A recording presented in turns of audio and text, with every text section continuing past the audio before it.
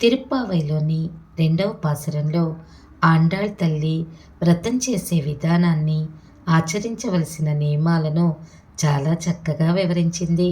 వైయత్తు வாழ்வீர்கள் நாமும் நம்பாவைக்கு செய்யும் கிரிசைகள் கேளீரோ பார்க்கடலுள் பையத்து எல்லம் பரமனடி பாடி நெய்யுண்ணோம் பாலுண்ணோம் நாட்காலே நீராடி மையிட்டெழுதோம் மலரிட்டு நாம் முடியோம் செய்யோதன செய்யோம் திக்குறளை சென்றதோம் ஐயமும் பிச்சையும் அந்த நையும் கை காட்டி ఒయ్యుమారెన్ని ఉగందు ఏలోరెంబవాయ్.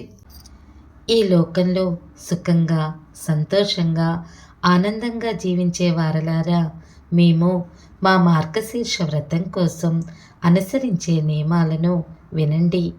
పాలకడలిలో యోగనిద్రలో ఉన్న ఆ పరమాత్మ పాదాలను మేము కీర్తిస్తాం.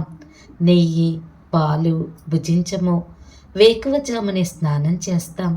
కళ్ళకి కాటుక పెట్టుకోము. తలలో పూలని పెట్టుకోము. శాస్త్రం వద్దన్న పనులు అస్సలు చేయము.